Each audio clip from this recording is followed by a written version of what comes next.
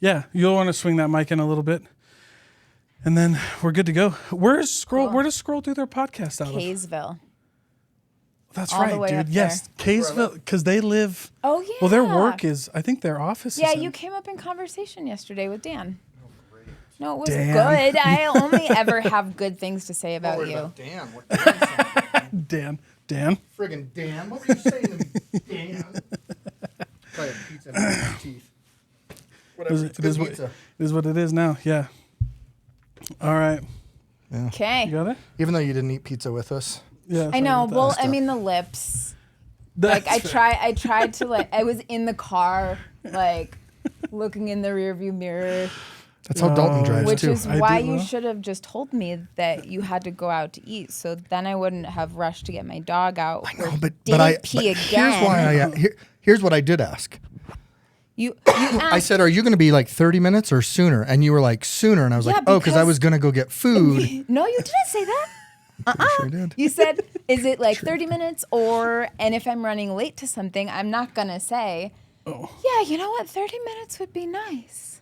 I'm gonna get there as soon as possible." So you do admit you were late. So we're even. Yeah, I was late. I was late. And I love your voicemail, and I've had to listen to it like 4 times in the past 30 minutes. Yes, That's because I'm not great at answering the phone. He's not even. I'm not either, but I did text you, I'm also and not- now I'm drinking your soda because you didn't get that. And this cough, by the way, is only about the inversion. I'm not sick. Yeah, the inversion. only I the wasn't inversion. even thinking you had a cough. I do, and you'll hear it. It's Well, annoying. I just did. Okay. Yeah, But it literally is just the inversion. Like I was fine 3 days ago, but before that, when the inversion was bad, cough. The inversion kind of went away the last few days. I was fine. Yesterday, as it comes back, cough. Yeah, that's what they all say. Yeah. No, but for real, it is a thing. When I first moved here, I have never had an ear infection in my entire life. And for 4 months, the first 4, and that was like when it was really bad. So I got here in August, and my first day waking up in Salt Lake was the day when all the smoke from the wildfires in California and Oregon hit, and you I was like, couldn't the see inversion doesn't happen in 20 August. feet in front But of you. that was So gnarly. Yeah. it started with that, and then the air quality just was so bad For weeks. Yeah, months, really. Yeah, So for 4 months, I was just both sides, like alternating, same time, chronic ear infections on and off, and they're painful, man. Yeah, they take they're over your terrible, whole yeah. body. Yeah. It's like nothing I'd ever experienced before. I was debilitated. On our last trip to Europe, my wife, her ear wouldn't pop coming down the plane. That's the worst. Gosh, dude. Or when you And get we had water like a- in it after the shower, and Well, we it's had like clogged a- and you can't get it out. We had like a day in a city, and then we got on another plane, and then a day in that city, and then another plane. And my wife's ear for 3 days did not pop, going up and down. I mean, she was like, "We might need to go home. This hurts so bad." Oh my god. It was really Nuts, bad. dude. Yeah. How does that happen? I don't know. Yeah. And then did it just fix And then itself? it just like popped, and she was like, "Oh, I feel great." It really, that is crazy. All right, well, let's start. Ari, Yeah, I but thought I we have a already question. started, but That's yeah, true. let's We go. did. I have a question for you. Where did you move from? Where are you from? I don't think I know. Oh man, where am I from is a more complicated answer than it should be. So I was born in Georgia, lived there for Okay. 10 years. You'd never know because my parents are New Englanders. Okay. And they made very, very sure that I never picked up a Southern accent. Yeah. And then I moved to Connecticut, which is where my mom's family is from, and that's kind of home base. And all of my elementary school friends' parents were so excited to meet the Southern girl, and then disappointed when I didn't have an accent. So I was like, did you just deprive me of this like gift to humanity? Yeah. Yeah, everybody else likes it except for Yeah. apparently people in New England. So I have I've spent most of my time, I've done most of my time in Connecticut, but I also... Yeah, Connecticut. When you say you've done your time, it's like prison. Yeah, When I think of sense. Connecticut, I think of like There's a reason really I don't rough live areas, there anymore. prison. Yeah. It's not rough. No, And I know. I what's- think Connecticut is like it's beautiful. charming It and is. beautiful Yeah. and It is, but deluxe. it's small. Like the world is so small. Yeah. Yeah. In And Connecticut, so that if makes you sense. are one of those people who go to college and then you want to settle down and have a family, you come home. And so there are a lot of people Yeah. who went to out-of-state schools, transferred to UConn in-state, and then moved back to our hometown and still live there today. And I was the opposite. I didn't even want to go to school in Connecticut, but I ended up at UConn. They had a great journalism program. That's how I started my career. Oh, cool. And then working for NBC took me to New York. So I was like 23 years old, and I had made it as a journalist, and the hours sucked and the pay was worse. And I was covering national, international breaking news, which is really, really heavy because this was like the Paris shootings, Orlando nightclub, there was just this one like span of 6 months where it was one horrible thing after the next, and I'd already lived through Sandy Hook and the Boston bombings. I was interning for NBC when those happened, and my dad was in Boston at the time, and so I just got to this point, I was always working when these tragedies would happen, and the adrenaline was what kept me from feeling anything. That makes sense. Yeah, that would because you have to compartmentalize it for your job. You have to. But I couldn't separate. So somehow I got put on the victim beat. And I was doing, after the initial news broke, I was writing all the stories of the people who died. Which that would be. I just will never forget coming home after the Paris attacks, sitting in my apartment by myself and scrolling through Facebook, looking at their Facebook pages, looking at the Facebook pages of the people who loved them and lost them. And that's when I started to crack. And then Orlando happened.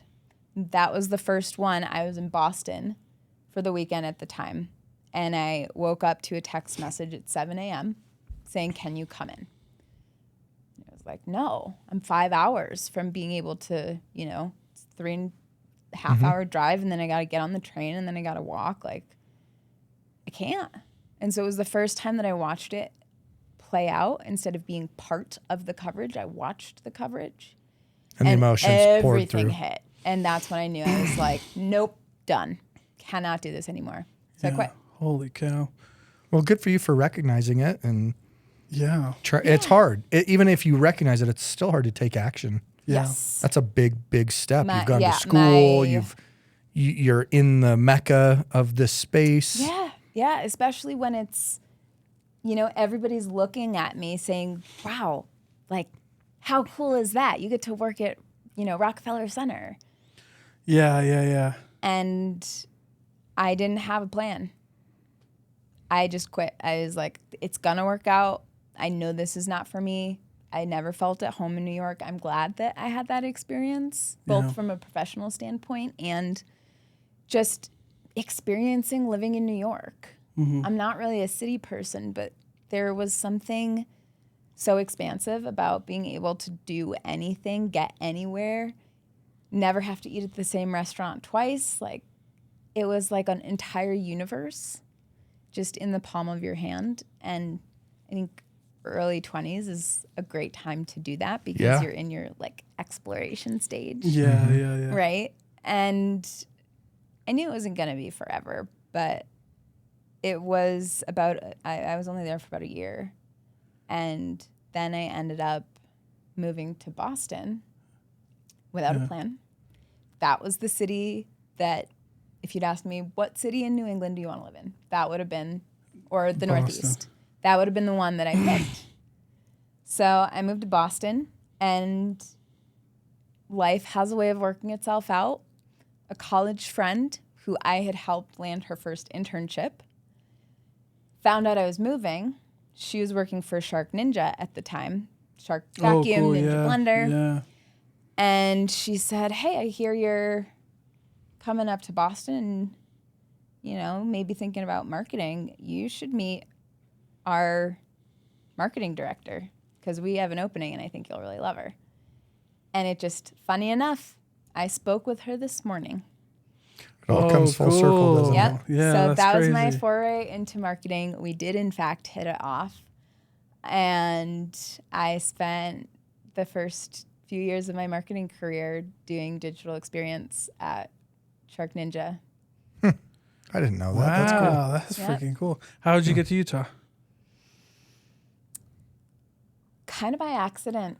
That's how it goes. Like, if you didn't grow up here, like mine was an accident too. I was an accident.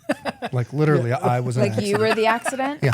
That we No, all I'm What was your kidding. accident? I'm teasing. I served in LDS mission, and I'm from Iowa, but I served in St. George.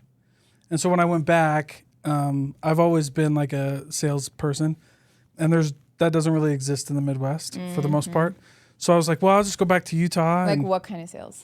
like, Grant Cardone, Andy Elliott. dude, I actually never told you the story, but no, I freaking hate those I guys. hate Andy Elliott too. No, I was more like the professional sales. So like if you're in the Midwest or like out east, it's kind of like ag sales or like I guess the Midwest is like more of the farming sales or factory. Like if you wanted to do something like that, you'd stay there. Interesting. And I was more of like the professional, so like SaaS or digital marketing. Like I sold digital marketing. SaaS, Yeah. you're not going to find a ton of that in the Midwest. Right. So yeah, and that's what I do. That's what I've done a lot of. And so yeah, so then I just came back out here because I was like, well, my wife, then girlfriend, now wife, is here, and I was like, and if there's a lot of opportunity, so Did you that's meet what I on did. your mission? No, she's from the Midwest too, but her parents had moved out here because they couldn't find work. Work in the Midwest is pretty hard. So yeah, it was just like, all right, well, I guess that's where I'm gonna go. So Well, just kind once of. you've been in St. George too and experienced the Utah desert, I do. It is really pretty. There's something really special about that. Yeah. But what about you? Yeah. So I, after Shark Ninja, moved back to Connecticut to take a job at a marketing agency, full suite, digital, full stack. I don't know, whatever it is, start to finish, digital marketing. And the focus was on website redesign and strategy. And so that was where, and it was in financial services. So that was really fun, learning all about banks and credit unions and lending and holy cow. wealth planning, wealth management. I just put all my planning. money in a pillowcase under the bed. Well, it didn't do me any good personally. Like someone asked me the other day if I had over $1 million in assets, and I just laughed in their face. Like, yeah, I've got money in the bank. Yeah. I don't have any investments. Like, I'm meeting with a wealth management person for the first time because it's the first time I've been able to think about that stuff. Right. Yeah. That's crazy. So- Well, if by the time you're 30, you could buy 10 homes. Okay. Well, then I have failed because we're past that point. Me too. By the way, can I share the story real quick? Because you know it- that's funny. Yes, mentioned Andy Elliott, and you mentioned that story of him saying like, when Andy Elliott gets up in the stage and he's like, if I told you that I had your family hostage, I'll tell you where he got that from. Wait, have you heard this though? No, I haven't. So Okay. Andy I need Elliott the wears context. he's like a wannabe, he's like a Grant definitely Cardone. bro sales. Was in car sales and is now just like gets up on stage and is like, if you don't have a six pack, you can't work for me you don't because you're a work for piece me. of shit. So Yeah. he's exactly the kind of male that I would probably want to. Put a fork in his eye. He's the worst. He's No, the I type fight of- with words. Well, But this type of guy. male that we I all really do. don't. I don't need to like try to teach anybody a lesson. No, would I watch enter- because I would it's just not be in his so space. outrageous. It's like funny, but he has this thing where he asks someone in the Yeah. crowd like, "Are you number one in sales in your company?" And the guy's like, I don't know." And he's like, "If you don't know, then you're not. But let me ask you this: if I took your family and I held them hostage and I said, if you don't become the number one salesperson in the year, I'm gonna murder them. Would you become first?" And the guy was like, yeah. And he's like, "Then why do I have to murder your family to make you first?" It's just like, dude. he's an idiot. Just a total. So He's an idiot. I met Andy Elliott. You met him. I met him. How First did of that all, go? First of all, the dude's 4'11". So I'm The gonna tightest guess pants you've ever seen in your that life. you did not put a fork in his eye. No, we had our words though. Well, You like, did? yeah, well, yeah, dude. He was, bro. He's like 4'11", 5'1". So there's this. He's got his goons around him, Yeah. and I'm like, dude, because he's with. We met him at SolarCon, of course. I was there as a vendor for Dirty Dough, Okay. but we see it. They're right next to us. And he's just John, and I'm like, I just remember yelling, "Shut the hell up!" Like, and then he's got his guns, and I was like, yeah. Hold on though, I'm not scared of any of you, because they had like a pull-up bar contest at SolarCon. I'm like, dude, we're at SolarCon. How the hell is this a thing? And so now I just troll him. he's got one dude on his team that's a pretty big guy, but when it was me and then I had my listen, I'm Polynesian. So I had my brethren with me. Okay. We're okay. We're fine. 3 hots and a cot is a good day for some of my homies. Nice. Nice. So like we're fine. But yeah, dude, he's such a douchebag. It's like it's just not The best follow on TikTok is Gino the Ghost. Yeah, Gino's funny. And he wears his like pink Cartiers and watches and then just roasts these people, and it's as you should. He was with another guy I can't name on this podcast because I can't name. it's so funny. But anyway, what a douche. Shall not be named. Yeah, what a douche canoe. All these guys. But okay, so how? So okay, So how I actually got yeah, it. how you got to Utah? Yeah. So I was working for this agency, which was, we're the sum total of our parts, and so every single experience I've had has been the right experience because it's given me the skill sets, the knowledge base, right? I was so focused on website strategy and optimization and CRO and UX and SEO when I was at Shark Ninja. I got to bring that with me to the agency. That's cool. Because that's what we did is we would deconstruct these websites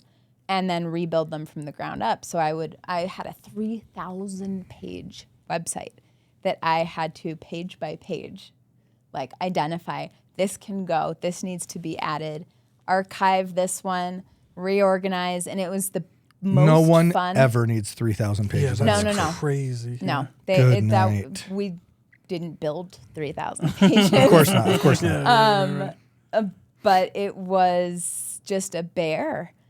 It was also a really fun brain puzzle. So I loved that part. And what would happen after we did the redesigns is a lot of these clients would stay on retainer for digital marketing support.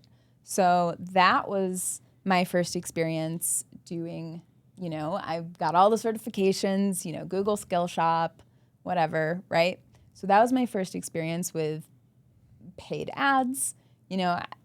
Organic social has always been sort of my thing, but creating a content calendar for the client and, devising promo strategies. So it gave me just this more expansive thought leadership articles, Obviously those were really easy for me because I come from a writing background, but you can find my name published in the Financial Brand today. So it was just such a diversity of experience that it really turned me into this generalist that then opened a lot of doors, right? And here's what really happened. COVID happened. No, she's giving us the dirt. Yeah, you are. You're coming. You're getting it all. There we go. So Yeah, Some people think it was happened. one thing. It was actually this other thing. Well, this is part of the story that I've glossed over in the past. yeah. Okay. So I'm going all to right. give you all of it. Yeah. Ungloss it. Yeah. No, that's not the right phrase. Well, Why would you I don't say know what that? it is, Yeah, my bad. but go ahead, please. it's just yeah. like peeling back the curtain. Yeah, Yeah. amen. That's what it is. Amen. Yeah. Yeah. We don't do curtains around here. Only in the shower. Like there are some boundaries that have to be upheld. Yeah. That's right. I have Everyone's boundaries are different. I have a Elliot funny- was telling me yesterday how he and his wife almost burned their house down when they first got married because he was cooking pizzas naked. And I was like, bro, Being in the kitchen naked is one thing you should absolutely never do. never Yeah, do. that's Never Being in the do. kitchen naked is one thing you should never do. But then cook food, try to cook. put food in an oven while you're butt ass. I was like, Elliot. He's like, dude, we were pretty young and it was like cool at the time. What No. about that was cool? I'm like, no, it's dude, never cool. no, it's. No. That I sounds- busted him hard yesterday that about sounds it. like I got you, Elliot. It I got you. It could cause significant damage to areas that you would prefer not to be damaged. Yeah. Amen. Yeah. Amen. We're all tied. Okay, well, I did not do that. Okay. A Deal. garlic masher. You just. Goodness gracious, people. This got out of hand. That's what All right. you do here, though. That's yes. That's I'm true. just along okay. for the the ride. podcast about nothing. The podcast about Yeah, but okay, I love yes, it. I love continue. it. Yeah, so COVID happened, transition to remote work. This was before remote work was normalized, and so it was Yeah. not a smooth transition. Oh yeah. And it was just really, really hard, like to communicate and collaborate. And things started to break down a little bit with the internal process. And unfortunately, the CEO had lost his wife to a car accident a few years back. And really was just on long-term sabbatical. And, you know, we could run and keep the wheels turning when we were in person, but then really not having that senior leadership to guide the transition and how we were going to make it work when this was uncharted territory, things became really complicated because nobody knew how to collaborate in a remote environment. And I think it was a combination of that and then also just this feeling of, it wasn't just burnout, it was just a complete and total lack of fulfillment. Like I just started to even resent it. Like I couldn't even pretend to care anymore. You had apathy. Yeah, I really did. Good word. And I've sought over the course of my entire career, and this is why I went to journalism in the first place, to do something that makes a difference. And you know, you learn in school, in journalism school, it's the last noble profession, blah, blah, blah, blah, blah. Oh, yeah. Okay. I have a lot of opinions now that are different than what I had then. But it did feel like I was doing important work because I was telling people things that they wanted and needed to know. That's how I felt at the time. And so I've sought in every opportunity ways to make a difference. And at Shark Ninja, that was through my first time, you know, my first management role with my first direct report and other junior team members who I mentored. So it was a personal difference that I was making. Mm-hmm. And I could not find a difference. And when that occurred to me, I was just totally shut down. And then I really took a pretty hard left. And I said, I don't want to do this corporate thing anymore. I want to actually help people. And so I thought, do I go back to school to like become a therapist or a social worker? I was like, no, because then I have to hold all that emotional baggage. They always say therapists need therapists, right? That's a tough one. And I had already been down that road with NBC. Different kind of emotional baggage, but that's still hard. Baggage that I was carrying. Yeah. And so what I decided to do instead was get certified as a life coach.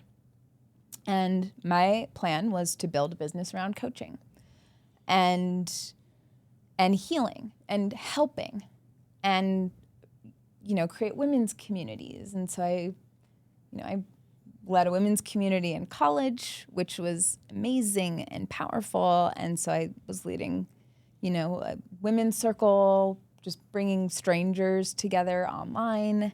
And then everyone would get vulnerable and just show up for each other. And they were crying by the end. And it was just so moving to be able to create space like that really was impactful. And there were just so many reasons why that was not the right thing for me in that moment.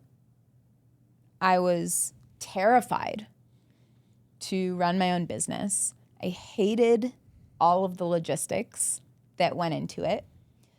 And I was really alone in it, even though I had this online community. I didn't have this, right? Yeah. And so... And entrepreneurship, even when you have this, is lonely. Joke. Yeah, it's lonely. I am just like this week going to bed before midnight and waking up at 7:00, as opposed to my sleep schedule being anybody's guess. Like it's a ride. Yeah. And I wasn't ready for it. And I was trying to. No one is until you do it. No. It's like having kids. Yeah. No matter how prepped you think you are, but you have that baby and you're like, oh, this is different. I couldn't hold it then because I just wasn't in a place. Sure. And sometimes you gotta, you gotta know that. Yeah. And I had to experience that. And that prepped you for this last one. it is full circle. Yeah. It's completely full circle. And I actually just had a friend from NBC remind me the other day, which I still don't remember this conversation, but she said that the first time I mentioned entrepreneurship to her was in 2016 when I was working at NBC. So it's always been in me, but I was really afraid of it at that point in time and terrified of having to go out and find my own way of making money, to the point where I was spinning and I wasn't making anything. Like I was just like obsessing over my program. All I have to do is just, like, I had the skills, I had the training, like all I had to do was coach. I didn't need a freaking program. Especially not at first. Yeah. I mean, I'm a big believer when you start a business, there's always exceptions. But if you can sell it and then build it, game on. Yeah. But a lot of people are so focused on it. In fact, I'm working with a group now and they're kind of starting up and they're like, we really need to like think about our email signatures. And I was like, you need to think about getting money in the bank, dude. Like I'm not touching an email signature right now. Sorry. It doesn't matter. That's true. It doesn't matter. I mean, and you get so hung up on some of the things that you think matter. Especially when it's yours. Yeah. And it's been such an interesting journey for me. Can we like audio out that cough, by the way? It's been such I was censoring you. interesting That's right. journey for me to be in this space where I can just so easily, for a client, pull apart their brand and their culture and their values and their mission and their positioning and their why and put it back together in a way that works and just really dial that. And then I do that for myself, and you're agonizing over those small things. But here's the thing. I don't sell. I didn't sell then. And when I tried, it freaked me out. Like anything outbound totally freaked me out. It felt completely inauthentic to me. And I don't sell now. But now my business has scaled organically to the point where I am partnering and bringing on help. And my LLC has existed for 2 months. But can I say, you don't sell the way traditional people think you sell, but you sell because you're getting deals. You've just found a way to sell that works for you, that feels natural to you. It's people ask me, why don't I have a website? And it's like, well, I can get a deal without it right now. Yeah. Now, do I need it at some point? Sure, of course, I know. But you have your own way about doing it. But I wouldn't say that you don't sell. You've just found a way to close business in the traditional sense. Yeah. Right. You're not like pounding the lines. Like you're not sending 10,000 emails a week. I got asked today, like, how are you doing your lead generation? I said, I'm not. Yeah. It's all. Well, you are. This could be a lead gen activity for you, right? You're LinkedIn. Just showing. It's just showing up to the event, but that is lead gen. Yeah, I suppose. I think it's just how you define it. But it's just such a part of me, and it's so innate to how I operate that I don't see it as sales. Yeah. I just see it as showing you're interacting up and getting people, involved you're meeting, and being part of the community. And if you can help, you're going to help.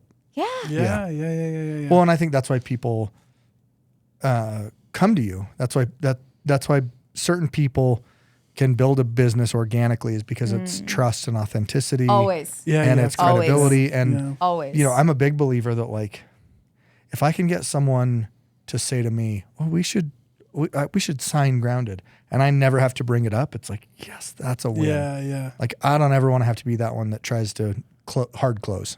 Yep. Right. Yep. Yeah. Yeah. I had a call earlier today with a LinkedIn connection who said, a lot of my clients are coming to me and saying, we need a fractional CMO. And I just never knew where to find one or who to point them to. And then I found you, and I was like, this has to be my girl. And so it was just a meet and greet and a download on here's what I do. Here's how I approach it. Here's the kind of client that I will and will not work with. And it was just a quick 30 minutes. And she was like, this is amazing. Thank you. Like, I've already mentioned your name to someone, and now I have more information, and I'm going to pass them along. And awesome. It's not just people finding me. It's also that referral. People recommending you, which is even better. Referral motion. Oh, I'd rather someone get referred to me than just like stumble across my organic social post. I have had a couple like weird stumbles. I had an intro call happens. The other day. I had two that made me uncomfortable, and I can tell within the first 30 seconds if it's going to be. And the fact that I've only had two that weren't aligned, like it's a win. Yeah.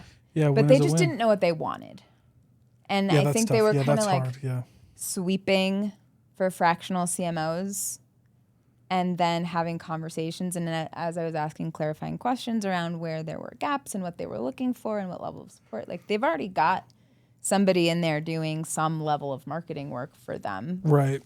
And they have a VP of sales that they've just brought on. And when I said, what do you need?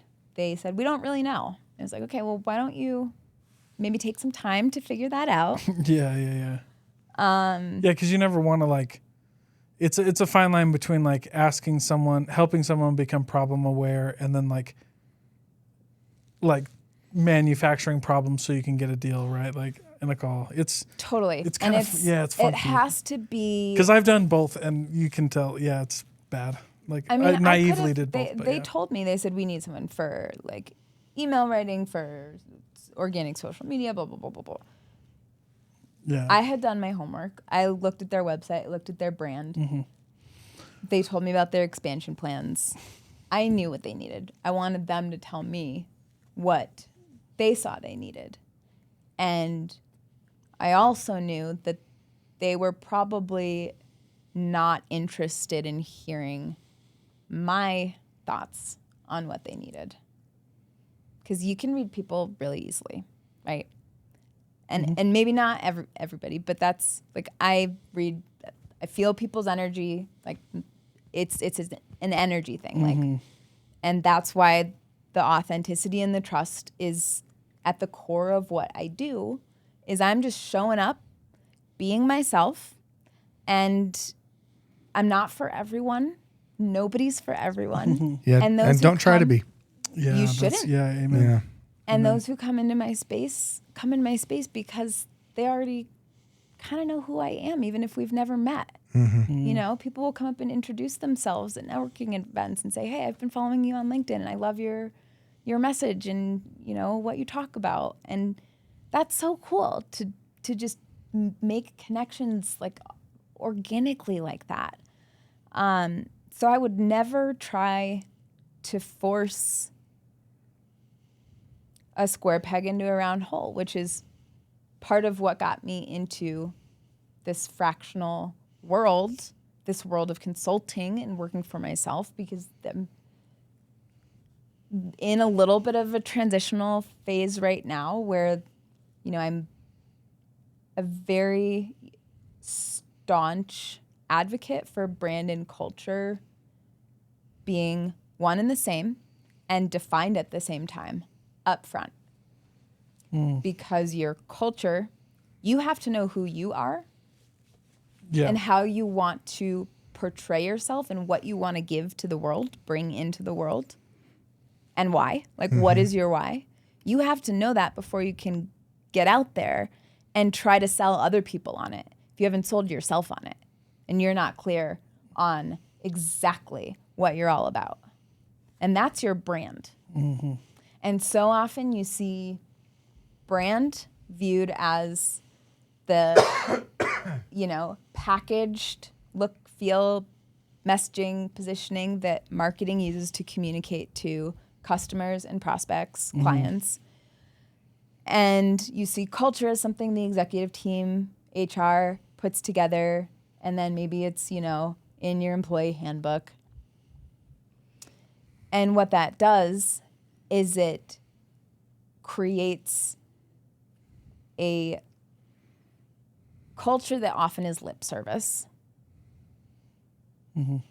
and a disjointed customer or buyer experience, because what they see is the brand.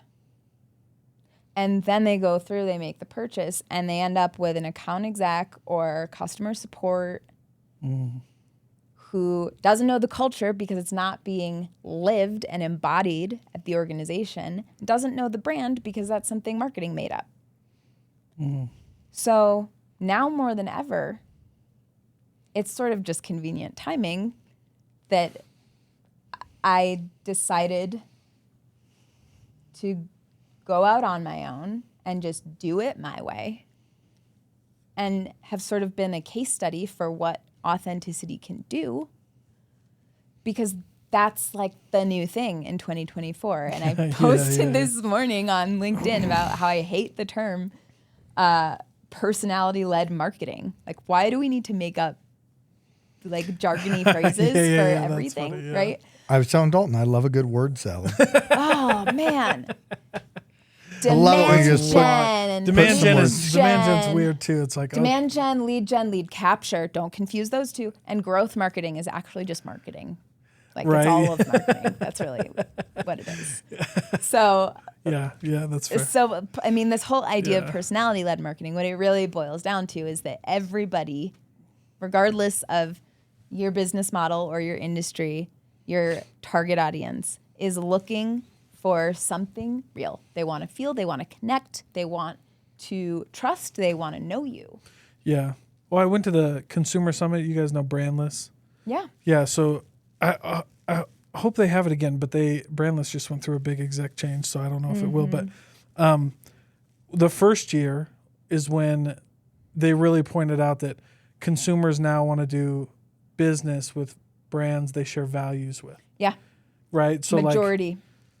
Yeah, so kind of like that, right? Like value-led culture and stuff like that, which is, I mean, I'm glad it's being brought to the light, but you're right. It's just like, that's what we should have been doing this whole time. It is. Well, and by the way, yes, it's what we've been doing. The values were just in the wrong place, right? Or you're always led by your values.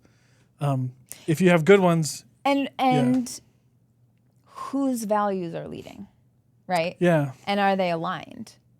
So it's definitely this is why brand and culture to me are one and the same, because once you define that, then you're aligned in who you want to bring onto your team, because they are a cultural fit. You know what a cultural fit looks like.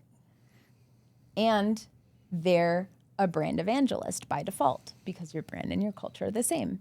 So not only is it a better experience for the organization internally because you're making the right hires, you're bringing on the right people because they're mission driven in the same direction that you are. It's a better experience for the prospect and the buyer because what they're getting is consistency that is authentic all the way across, right?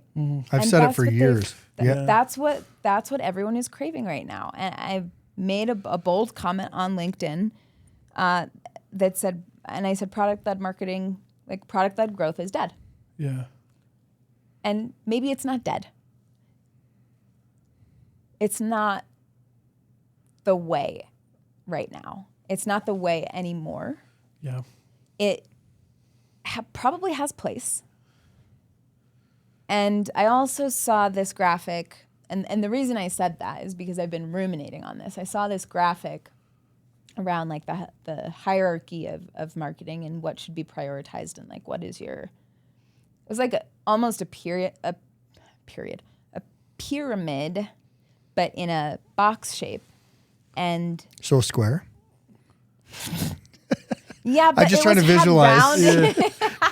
You're like, it's a pyramid, only it's not. It's in a square, like rounded. Yeah. There's a hierarchy in the pyramid. Oh, right? yes. So what they were yes. intending to like convey was there was a hierarchy.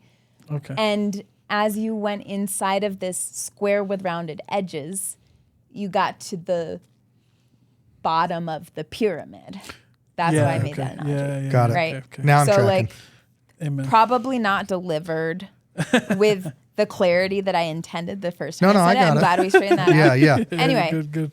Just product. you talked about like putting a round peg in a square hole earlier, and I'm like, maybe that's the This girl has a thing with shapes. I don't know what that's maybe all that's the about. problem. She's trying to get a triangle and a square to be the same thing.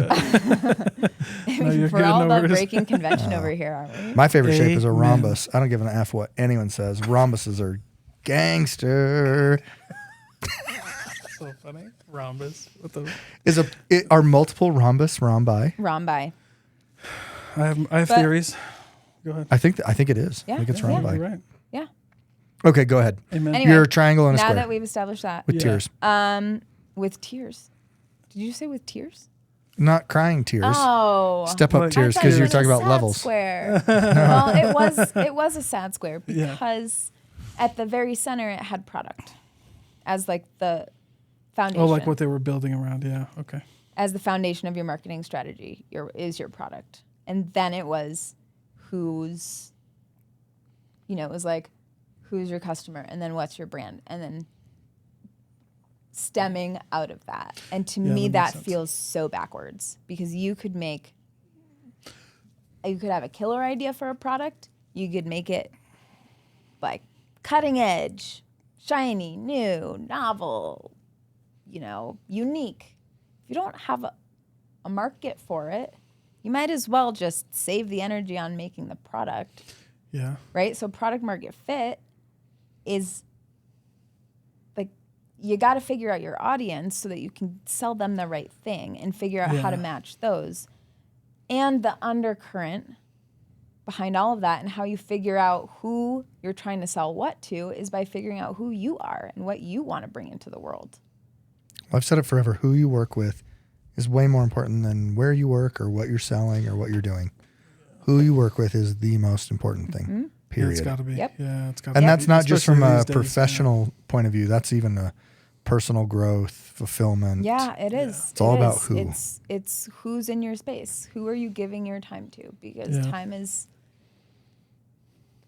currency, and it's one that you can't get back. You can make more money. You lose money, you make more money. You can't get more time. Yeah, that's crazy. Wild.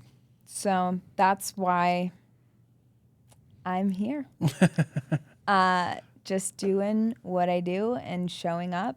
And really what happened was I just kept kind of hitting my head against the wall.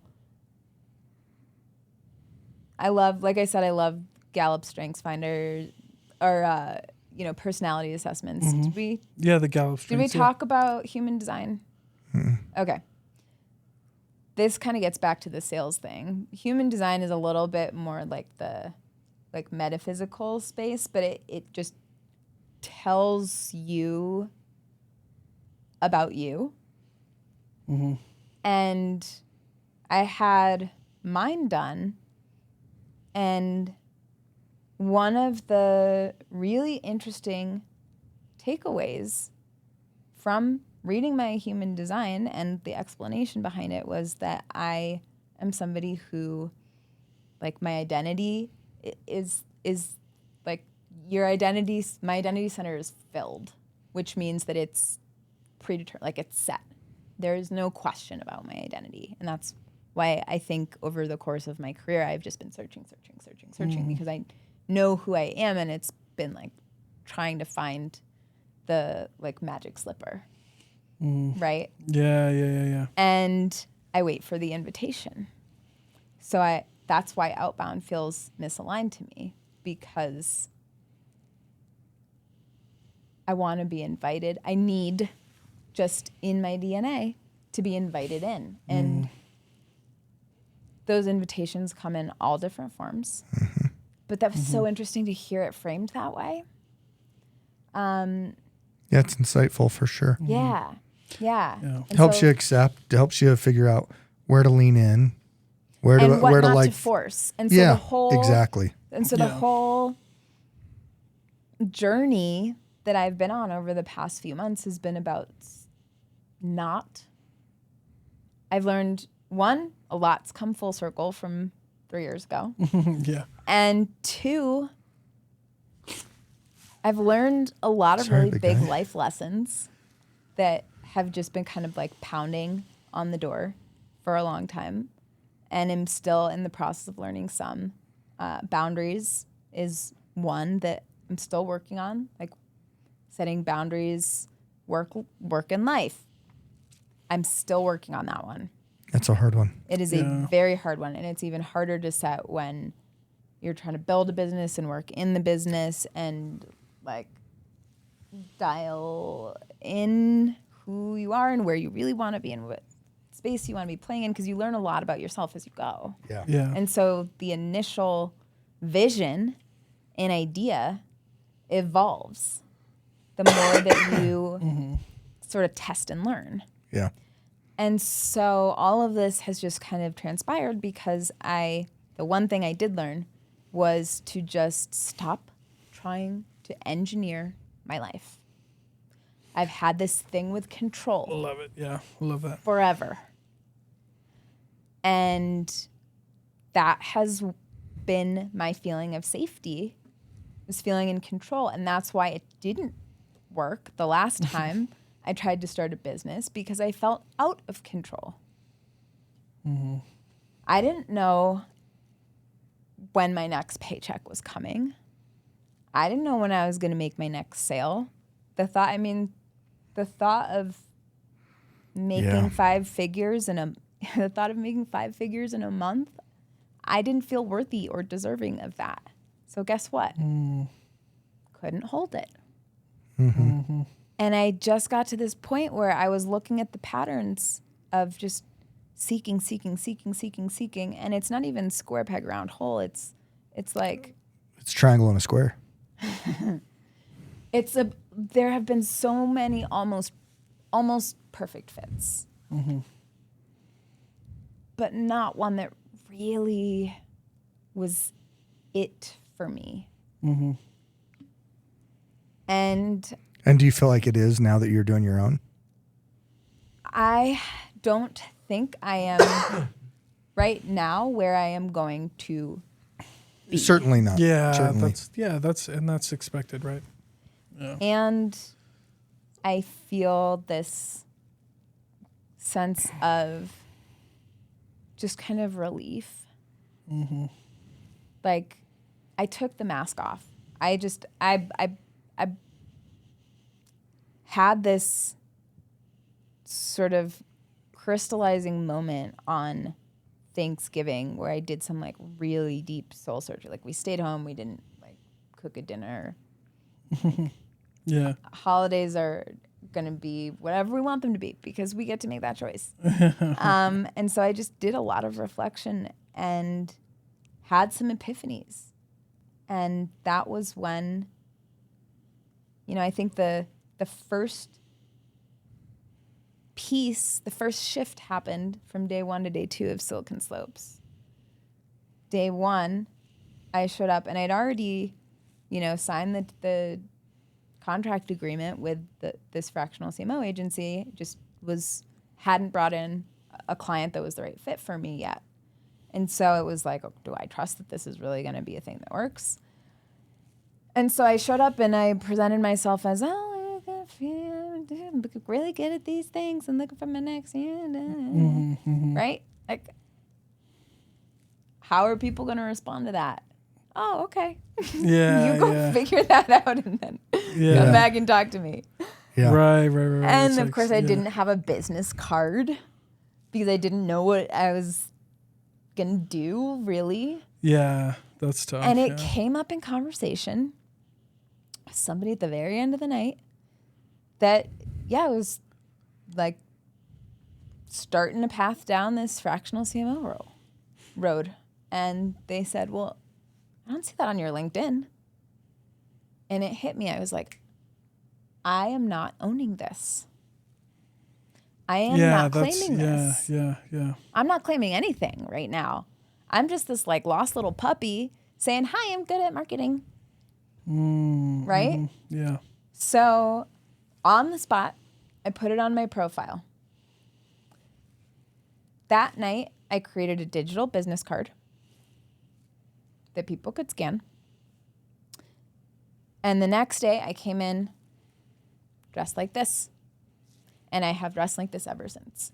And when I showed up and introduced myself as a fractional CMO, because the way I was presenting myself was so different, the responses I was getting, the way people responded to me was entirely different. And so that was the first moment of, aha, here's what can happen when you own it.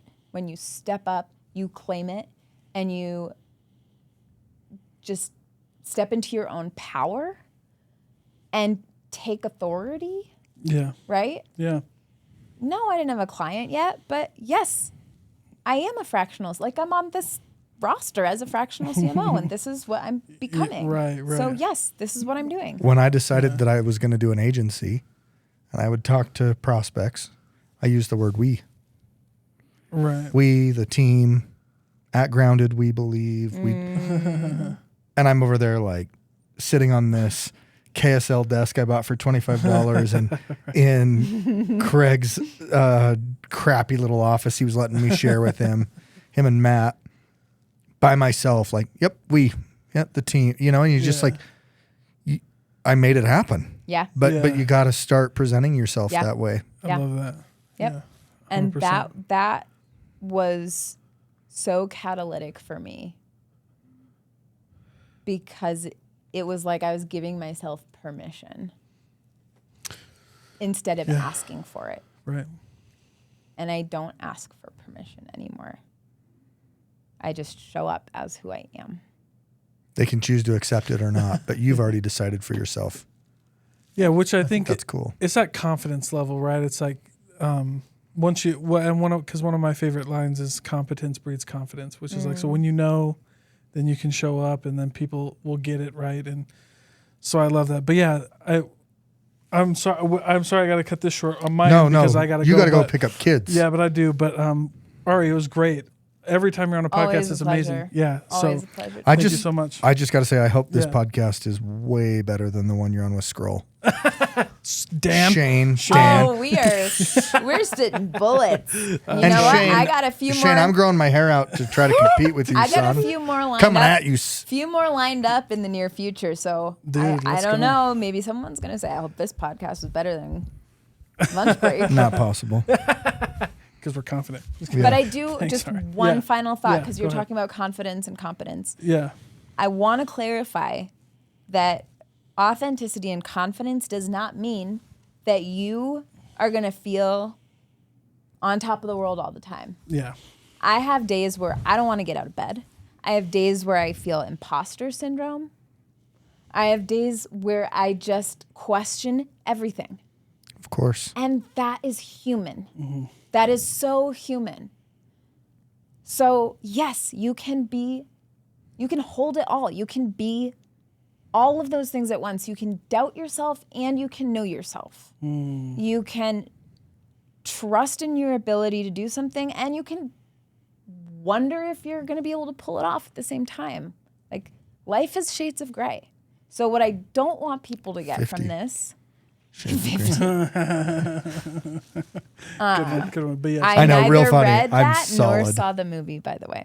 That's funny. Dalton. No, well. He celebrates the entire catalog. But what I don't want the takeaway to be is that once you find yourself, you are found, and you're right. just this like living specimen of confidence all the time. Yeah, No, it's you're still a definitely- human being. Yeah, it's a journey. Yeah. You're still a human, and there is no arrival. Right. Facts. Right. Amen. You never arrive. Not You until are you leave always this learning, earth. always growing, always becoming.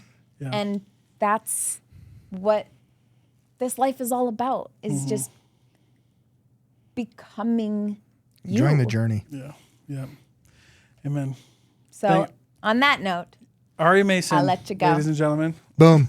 Boom. There we go. Mic drop. Thank you.